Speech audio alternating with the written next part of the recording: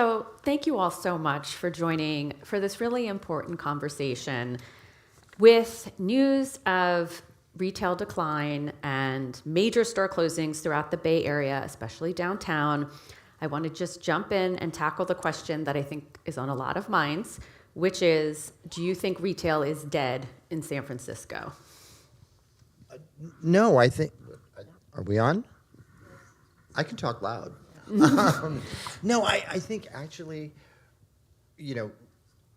retail is, since the dawn of time, and we've sold clothes. We always say we sold clothes to Fred and Wilma Flintstone, but people always need clothes. One of my favorite lines ever happened was one day. It was a really rainy day, and I stopped and had coffee with Jerry from Gimme Shoes, and I said, "Oh, it's a horrible day. It's really crappy out there." And he goes, "Rain ruins shoes. I love it." And so it's the same idea. It's the same idea.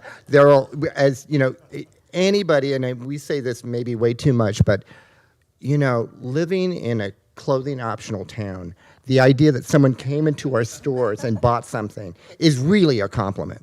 And so, like anything, there are always needs. And I think, Delila, you can speak to that too. It's like yes, we sell fashion, but we're really kind of contemporary anthropologists. People come in our stores and they say things like, "Oh, I got to go to this wedding and I want to show off. I want to be sexy," or, "I'm going to the opera and I got really good seats." And so there's always cultural touchstones. So, so I know when people say retail is dead, it just Sorry, one moment, please. And maybe you can grab Chris. Yeah. Oh, here we go. Good? Oh, I'm back. Can you hear me now? Right into it. Yeah. Yeah, that's better. Okay. Yay. But good. But retail just always changes, and the needs change with what's in front of us. So whether and you know how that is when we're all dressing people, what you wear to the opera is not what you're going to wear to Burning Man. Right. Or maybe it is. Maybe it is. Yeah. But I think it's a thing of where some of the best clothes, and are actually clothes which are in the show right now, came from times that weren't great times, and so when we look at like Kaisik Wong, who we were good pals with Kaisik, so to see Kaisik included in the show, I just hand it to you, because even people like Louis Vuitton, which are noted in your book, have copied him. And here's this local guy who just designed from his soul. And that was during a period of assassinations and really strange stuff going on in San Francisco. So creative people always pull us out. Mm-hmm. Yeah, I think... Is my mic on now? Yes. Okay. No, I'm going to say, I guess it just depends on how you define dead. I mean, I think we have to acknowledge, yes, there's change. I think it's having a revolution. It's having an evolution. And I think that, the industry is changing, and it's not just in San Francisco. I think the way that people are consuming is changing. I think the way that their expectations of retail spaces is changing. And we have to pay attention to that. We can't continue to do what we used to do. And I think that what we're seeing in all of these closures in San Francisco, in downtown, and all of these sort of dead zones that used to have a lot of vibrant retail, I mean, I think what the consumer is telling us is, okay, what's next, right? Like, what is next? And I think the stores that are doing really well, 45 years, 10 years, I think there is, we're not just places of mindless consumerism. We're not transactional. I think there's a deeper sense of what we do and why we do it. And I think that expectation is there for that consumer now, because they can go online, right? Like, why do I need to come to your store when I can just buy online. So if the experience is as transactional as shopping online, well, I would rather have the convenience of shopping online. But if the experience is, hey, Tuan, how are you doing? Tuan's a longtime customer.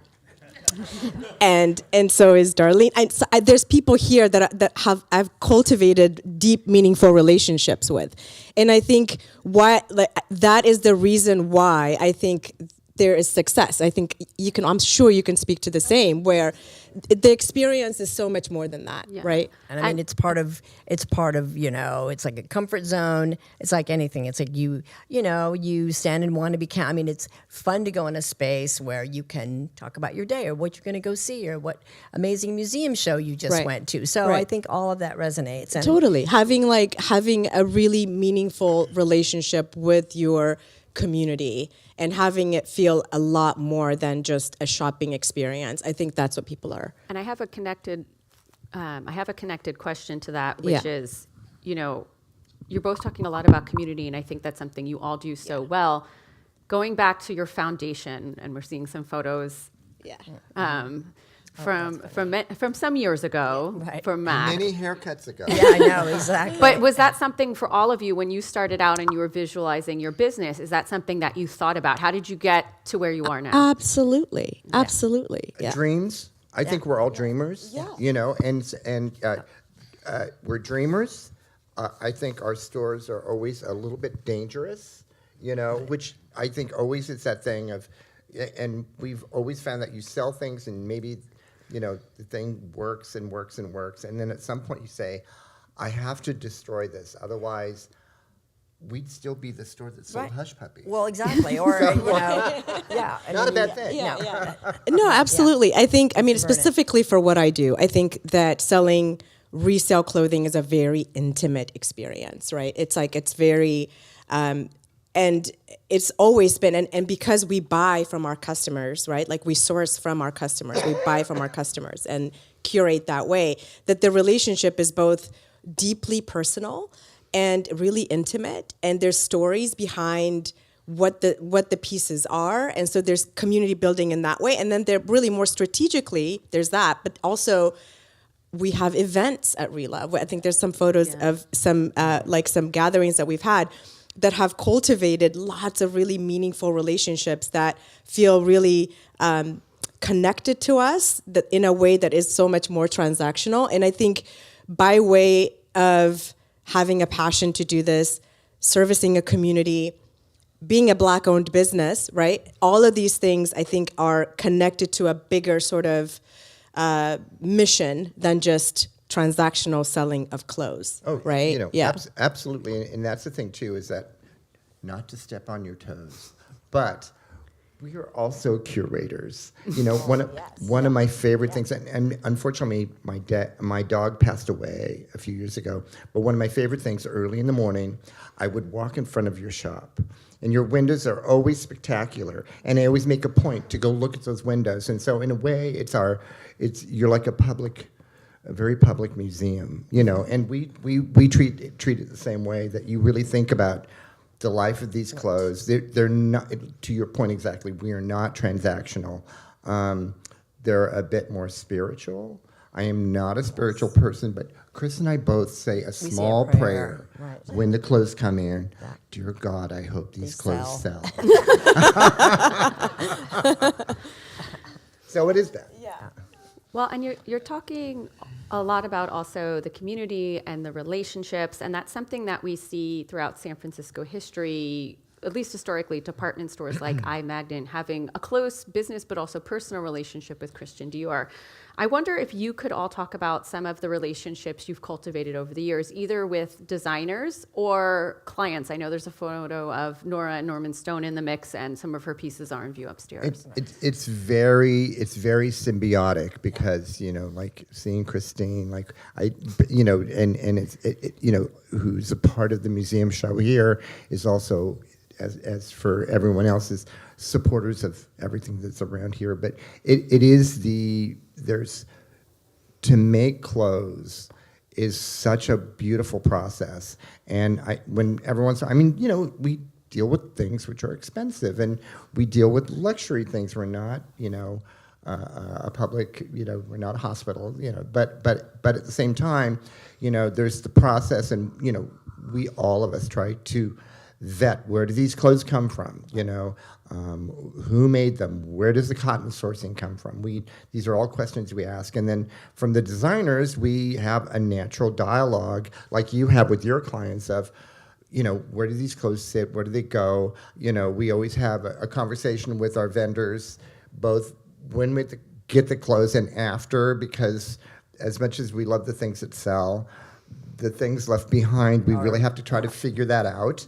And so we always try to work with the vendors.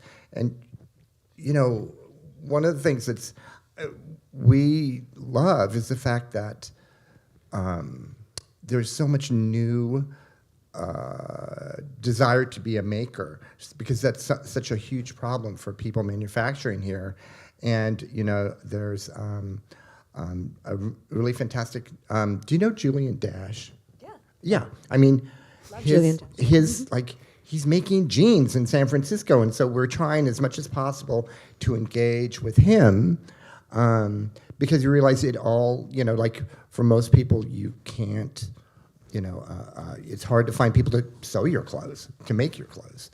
And it's great, we have, Magnan's history with Lillian and all those, there was that symbiosis of the store, the designer, the manufacturer, The client. it all tied in together, and it's no different now.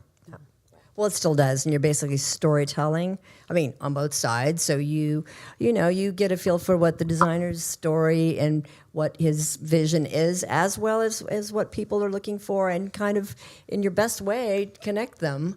And then and then the beauty of what we get to do is meet you both, or meet them both, and it's such it's a beautiful thing, and it keeps evolving, which is why we keep evolving. But yeah, it's a lovely thing to do. We have a stock answer when people say, "Where am I going to wear this?" And we always say, to the supermarket. And we all actually now know how important the supermarket is. Really, post-COVID, there's it's become more of a chic place to be. So we all really embrace our supermarkets. So so I do think about what I wear to the rainbow. So so it's definitely a good answer, though. It works. So I appreciate you bringing the COVID-19 pandemic up, because I remember, Ben and Chris, when I was working on the exhibition, because some pieces you retailed are now in our collection, we had a 3 or 4 hour chat about the clothes, and COVID did come up. And Delila, we've also started to talk about this as well. And some of the conversations around how it impacted the business and how your businesses all survived. And I'm just curious to know we talk a lot about a past history here, but that's of course more recent history. Yeah. And I wonder if you could share your experiences and how you survived or thrived, and learnings from that time.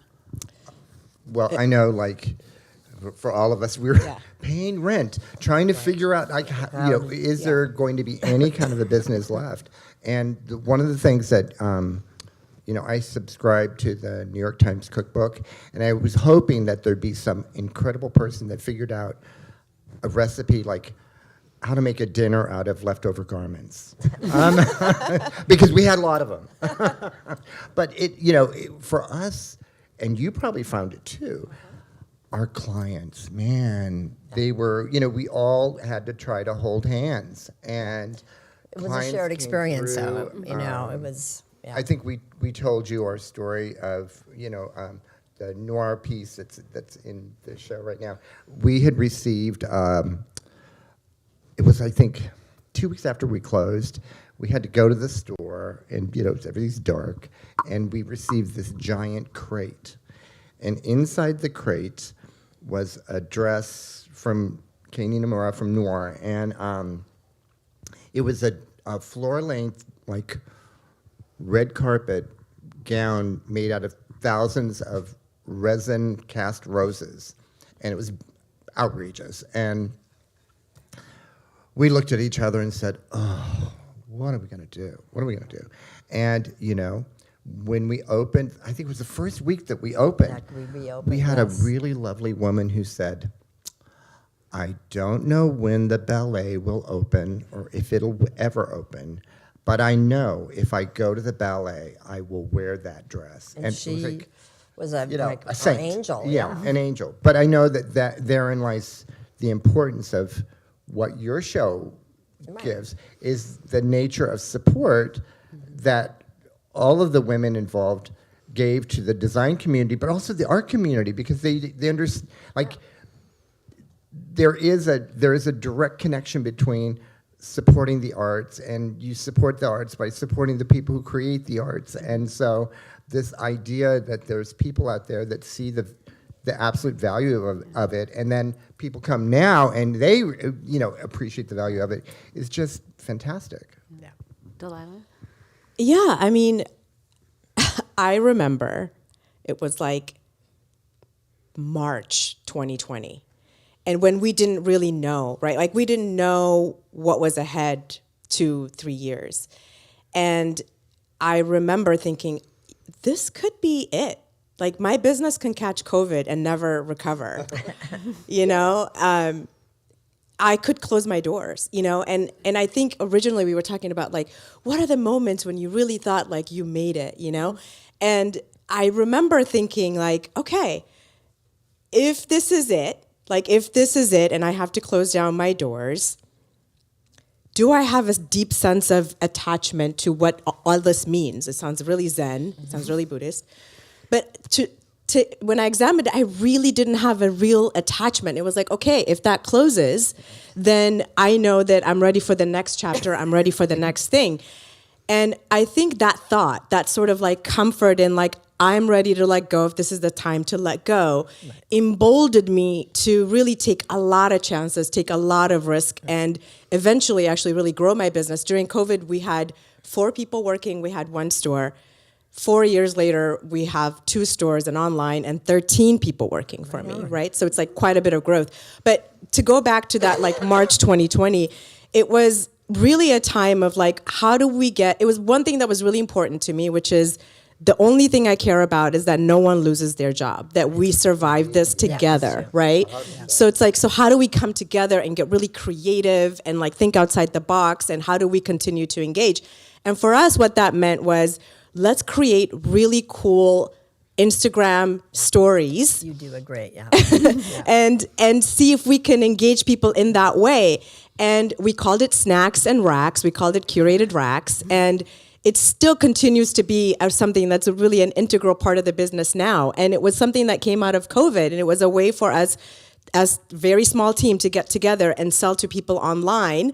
And do it through this really creative way of showing people how to style vintage in a really specific way, give it context. And it turned out people were at home and bored and were willing to pay attention. And we built a massive community. I think at that time we had maybe 8,000 followers on Instagram. It grew to like 20-something thousand followers. Like, it became this really cool thing. And I think that is a testament, one, of the community that we'd built, that was like, we want to see you win. We don't want to see you fall, right?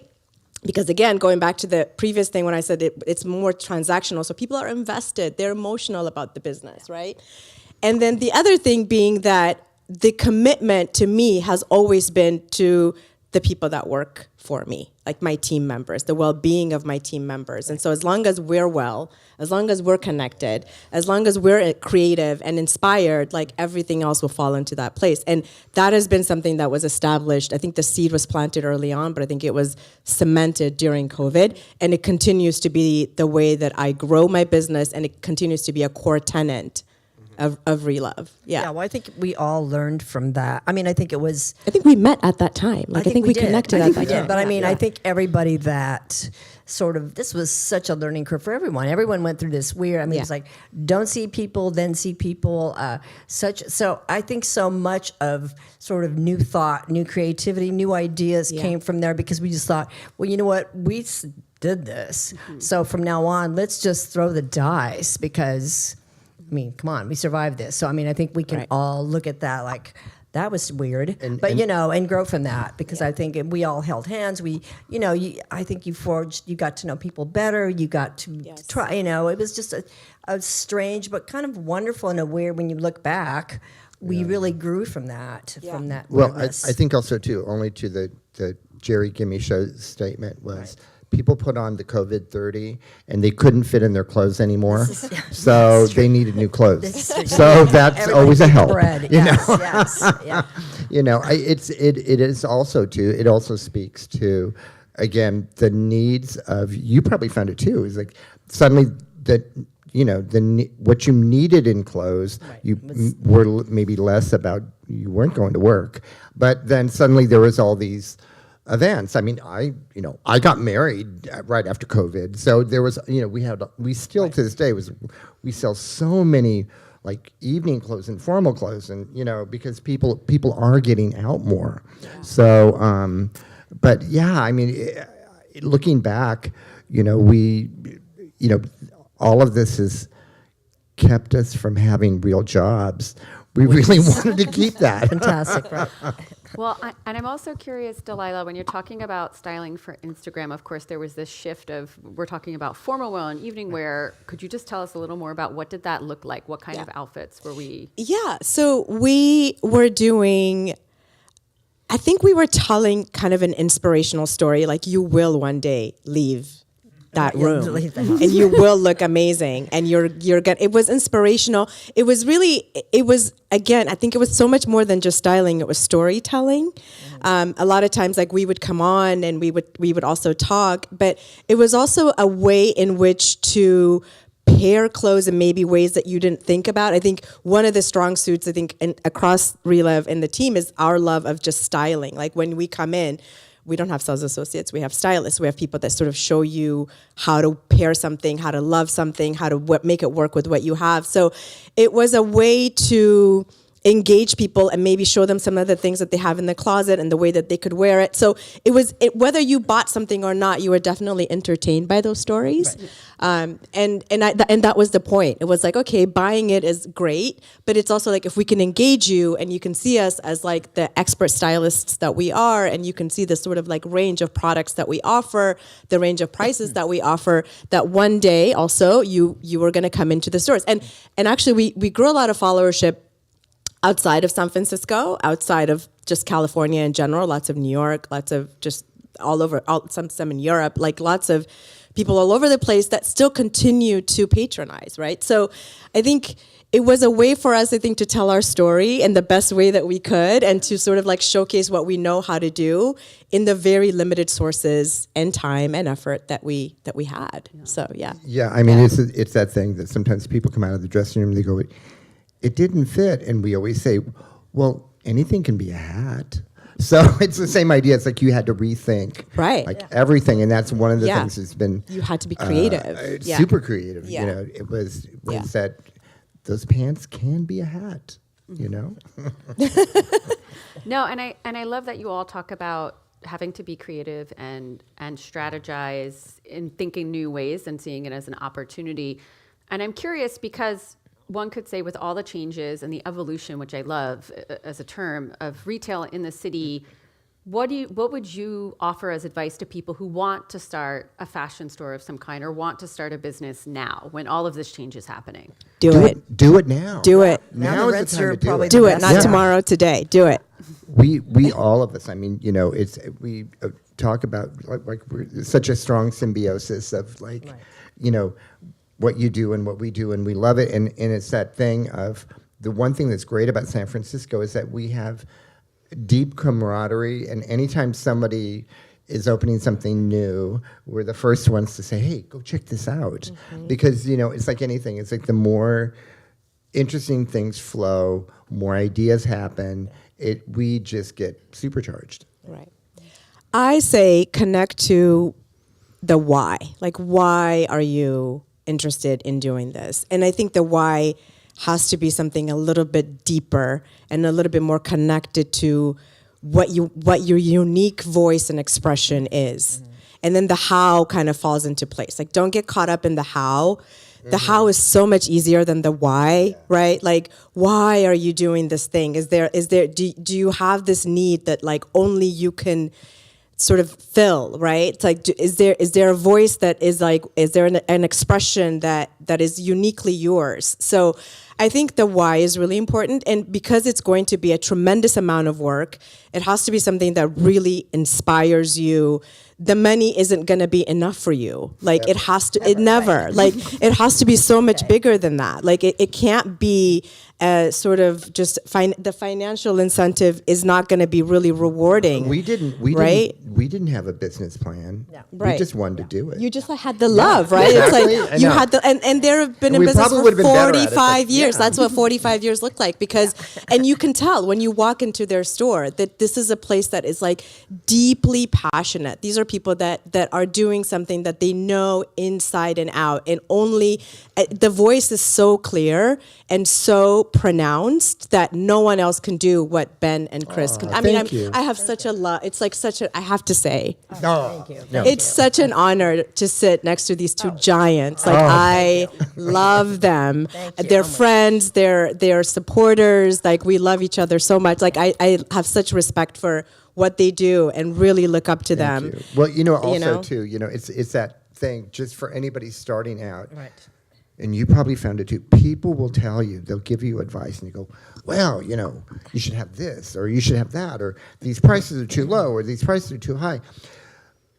Don't listen. Just follow your bliss, because there's nothing worse, and you probably found it too. It's like you think, Maybe I should do that. maybe I should do that, and then that thing haunts you. Yes. And every time someone pulls that garment out, you go, the best you can say is, how does it feel? To be wrong. I mean, yeah, I would rather. You have to love it. I would rather succeed on my own terms or fail on my own terms than succeed with somebody else's terms. Like you have to be Absolutely. in your own terms, and I think you have to believe in yourself, and I think business ownership is not necessarily for everyone. So if it's calling you, and you're like. And you're finding the no's, like the San Francisco the Bay Area landscape is so complicated right now, and stores are closing, and it's so expensive. Like don't listen to all of that naysaying, because I'm telling you that if you have a really unique voice and you're doing it from a deep sense of passion and love,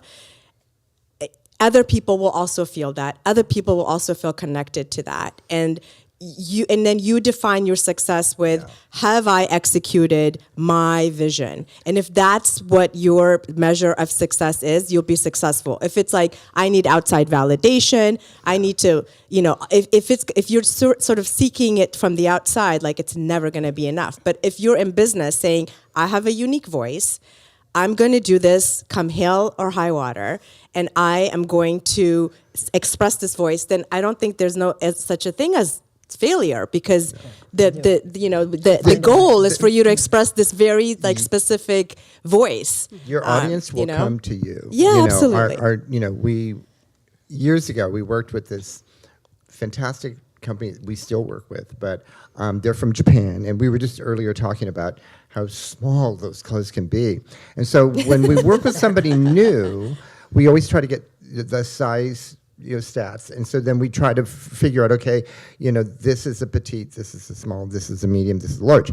So we got this big delivery of these clothes, really beautiful, but there were 2 pairs of pants that were actually like Japanese size petites, and the waists were like neck sizes. They were like 14 and a half, and we didn't even put the clothes out. And this only speaks to the audience, right? To the audience that you have as a business. And so we didn't even put the pants out. We just said, okay, again, where's that recipe for pant pasta? It's like, we're not going to sell these.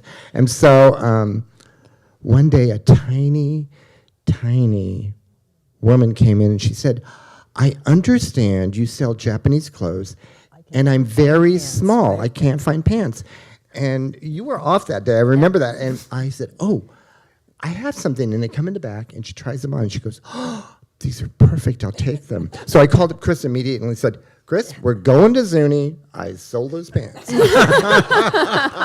Cause for celebration. But I think it only speaks to that if you really love it, even if it, for whatever, flaws you may have from it, the audience comes to you. And I think, like anything, you have to think about, well, just anything in life, is you just have to follow your bliss. But I think for people starting out, try not to pay a lot of attention to other people. I mean, some people, but your mom maybe. Right. But at the end of the day, you have to love it, and then it's great. It'll happen. Yeah. Speaking of your mom, I was Yes. hoping we could talk about, because your mom was so part of everything. no, we we have some started photos together. of her going up in the Yes, background. yes. And I'm curious to know, when you started your company, was it led by her? Was it the three of you? We all three, Simul- kind of simultaneously. Well, all of us, just due to some weird happenstance, we all were working in New York at the same time. Our dad had passed away, and so it was one of those things of where you had been in Europe, and then you went to go work for, she worked at Bloomingdale's. I had finished school. I worked at Saks, and our mom came, and she called up the one day. She goes, I think I just need to spend some time in New York. And so it was got like, a come job on at Lord down. and Taylor. She was at Lord and Taylor. So it was like we're all working for other people. And so the great thing was, and again, it only speaks to this moment that we're in now, much like at that period in like 78, there was all the department stores, there was all that. But then downtown, where we all lived in different places, but downtown, there was, stuff was happening in London, and there was, Marc Jacobs. We met Anna Sui at the Mud Club. I mean, it was just that thing of, it was your community, and it felt interesting, and it wasn't like what you would know in those big stores. I mean, in those days, that was so funny because I would go out to clubs, and people would say, "Where do you work?" I would never say Saks. I'd go, "I work Midtown," and so because it wasn't cool. So to that point, like now, you feel like it's a sea of change. Things are happening, so people can come up and do things. And again, it's our community. Our community. What makes San Francisco so great is our community, and we have that in spades. And so we're talking about this idea of sea change and evolution. Let's say we look 5, 10, 20 years in the future. What would be your hope? And maybe we could start with you, Delila. What would be your hope for retail and community here in San Francisco? What would you love to see in terms of the retail landscape? I would love to see, policy-wise, I would love to see more of an investment in small businesses. Yes. For sure. I think small businesses are the backbone, right, of their cultural centers. There are, what did you call this? Anthropologists, cultural anthropologists. Exactly.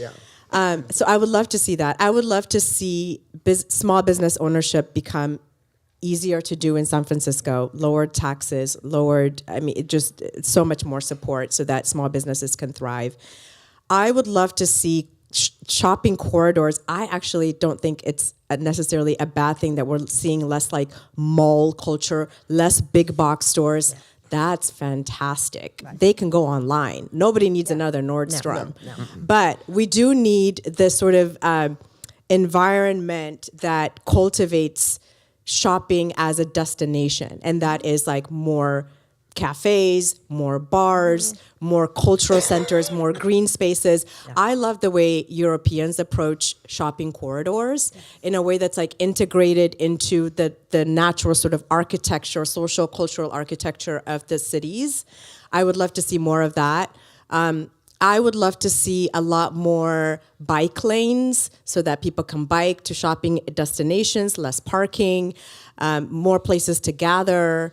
I would love to see those empty spaces in downtown be a little bit more innovative. Maybe they can become more green spaces. Maybe they can become more food-centered spaces and not like just empty.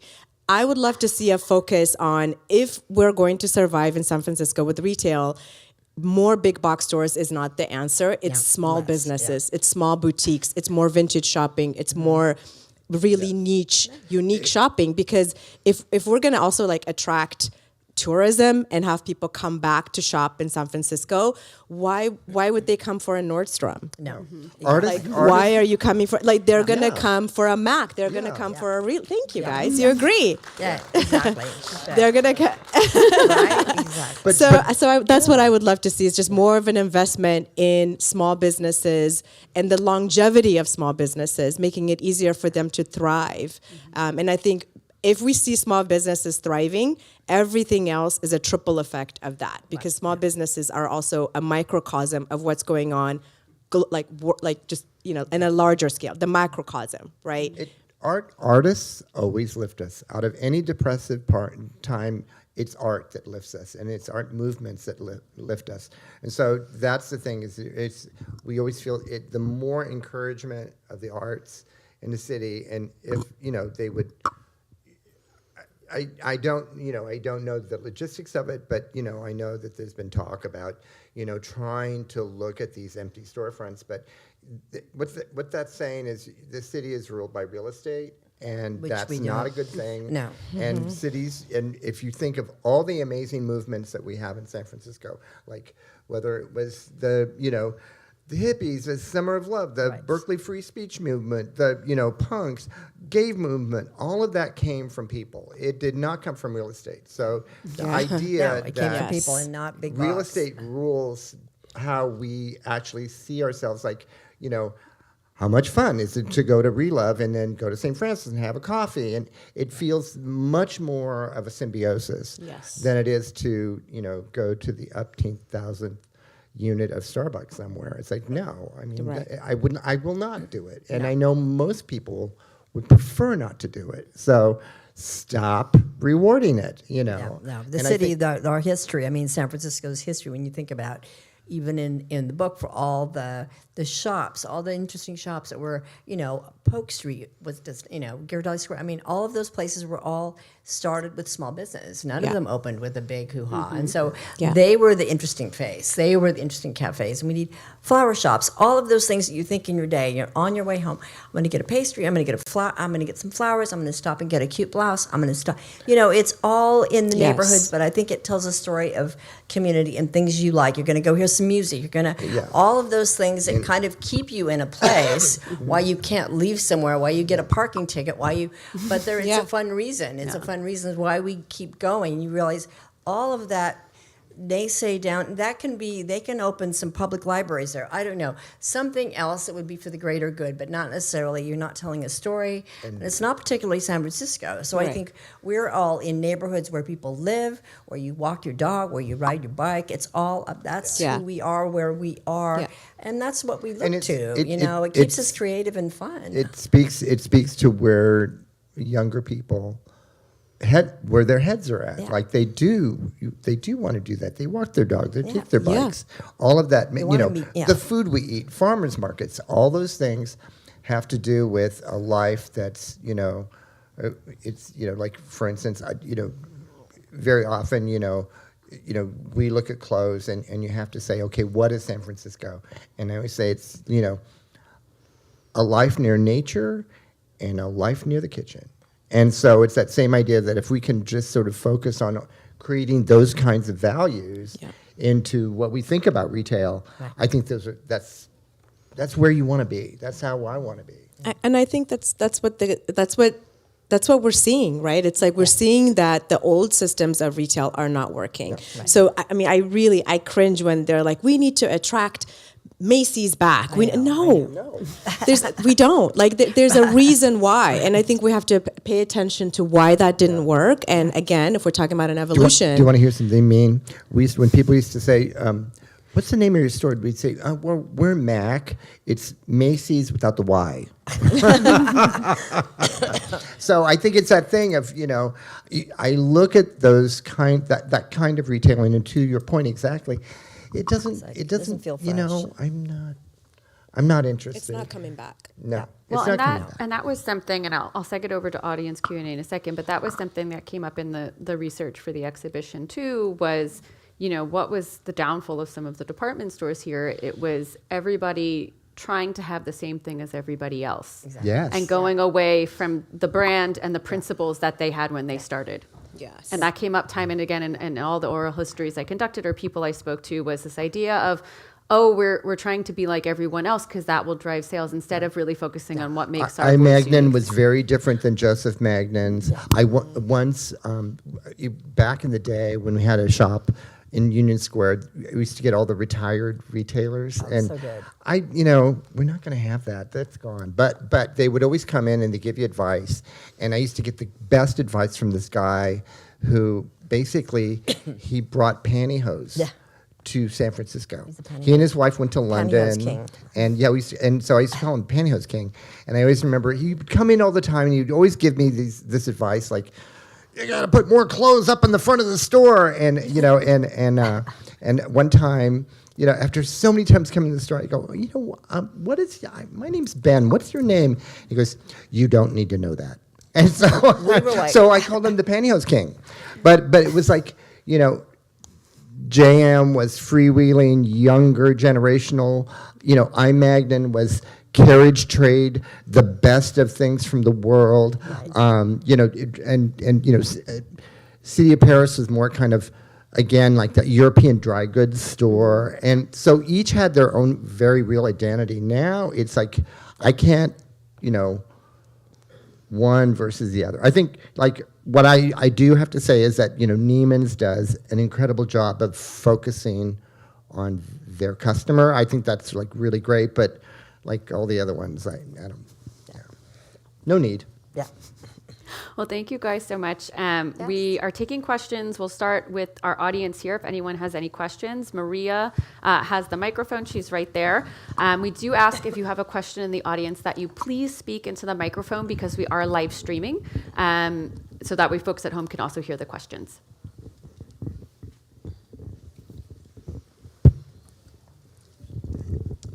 I'd be curious what new designers, or what direction you think potential designers that you're interested in bring to the table, and also that would work with styling and putting pieces together that are vintage as well in new ways.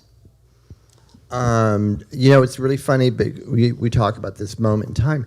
Right now, there seems to be, it's a watershed moment for new designers. And, the things that we look for are things that people who, much like when you buy clothes, these clothes have to speak their truth. And so there's a really interesting woman, Julie Kegels from Belgium, who is really interesting because she's a Belgian, so Belgian style is so great because they're so individual from anybody else. They don't look at anybody else.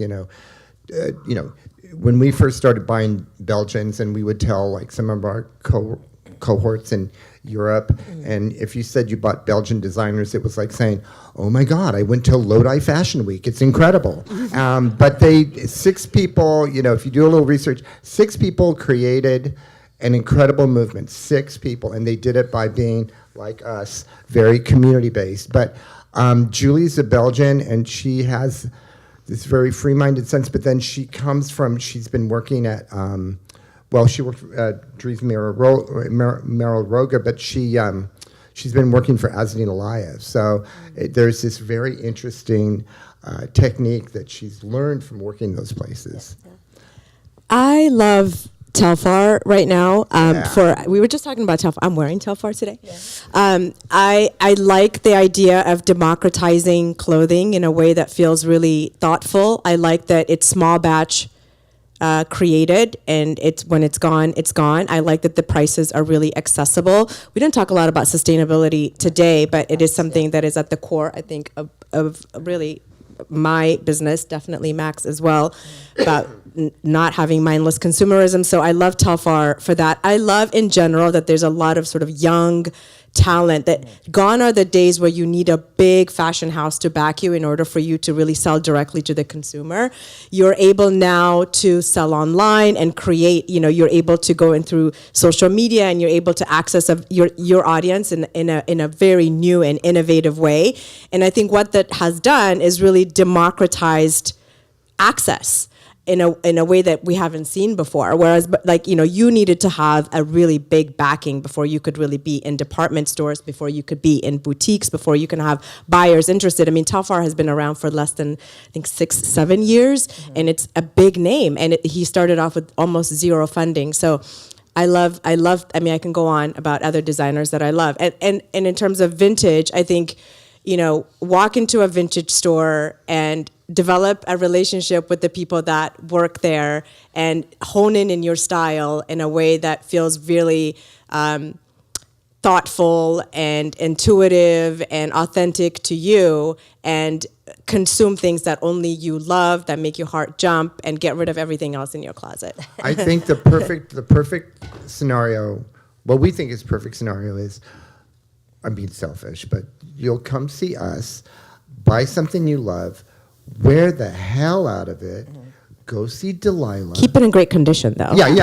Take care of it, right? Take care of it. Absolutely, And right? it lives Go see again. Delila, and then some young person Cute gets person, to yeah. redefine it, and by then, 100%. maybe 20 years it'll still remain so important Yes. that then you donate it to her. Oh, exactly. Yes. It's a perfect thing. Yeah. I mean, Laura is the final the word. amount of people, the amount of people in San Francisco, young kids that have been able to have Margiela and Dries and engineered garments and Comme des Garçons and Issey Miyake and Yoshi Yamamoto have come directly from my relationship with these two beautiful people. So yeah, and it's you. cyclical, right? Like that, It right? does, It's yeah. like because they have beautiful things that then live on and have value, then they're able to come to our store, and people like Tuan can wear them and look amazing. They look amazing, yes. So it is cyclical. So buy things that have longevity. Yeah.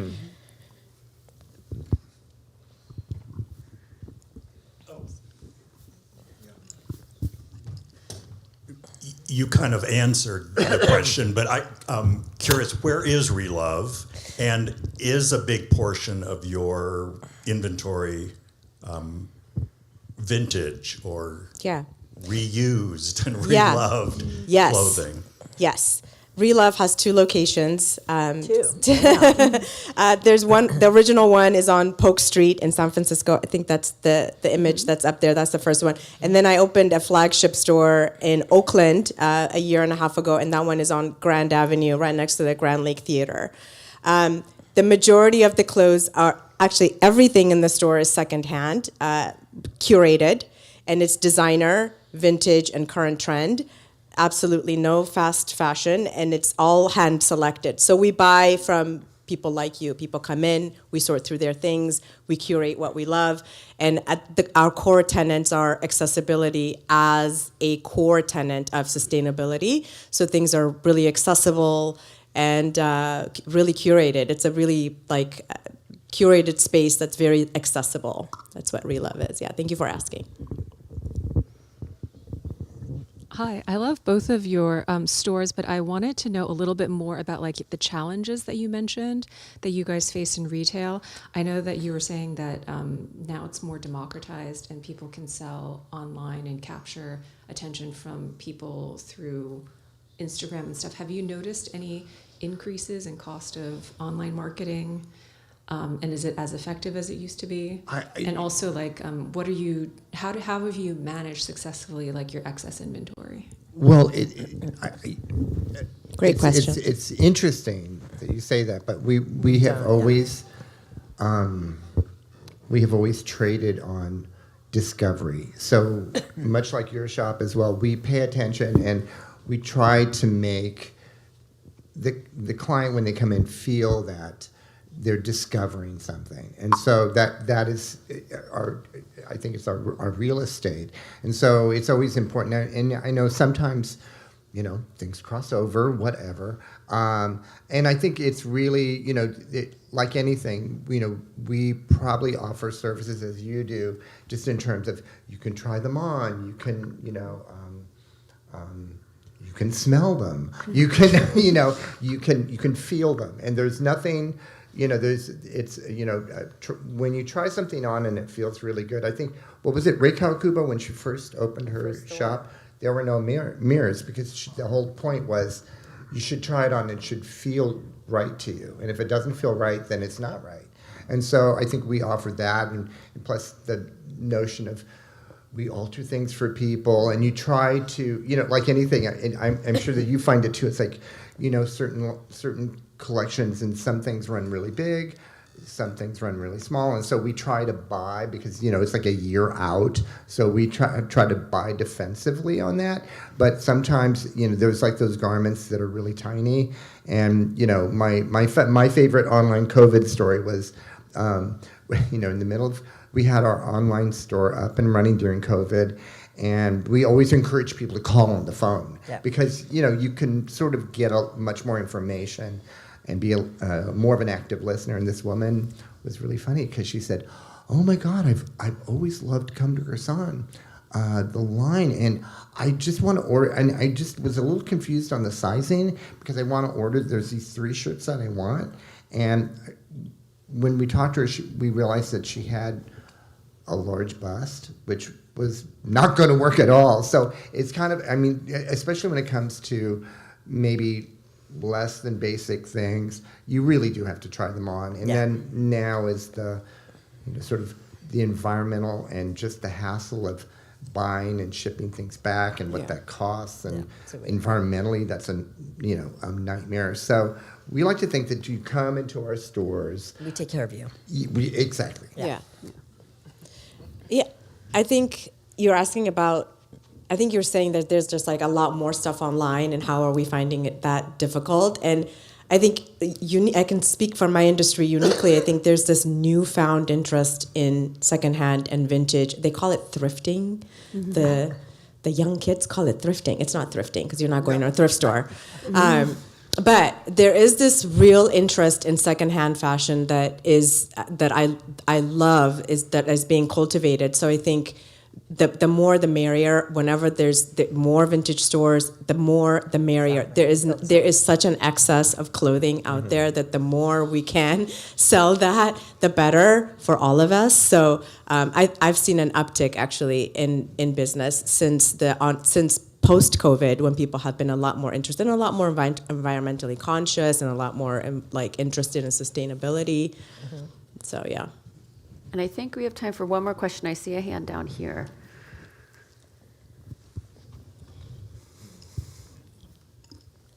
How do you know if something's right? Like, how do you know if you're doing the right thing?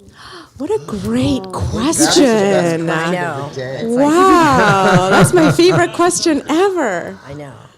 It's It's a feeling. It's a feeling, and I think that's the thing that for all of us is that we're sensitive people, and it's that thing of when you it's if you could put that into a formula, we would just be rich, and instead it's much more like, thank God everybody has a different idea of what that is, but sometimes you'll meet a designer and they open that garment bag, and you probably find it too, and it's the first thing out, and you go, oh, Yeah.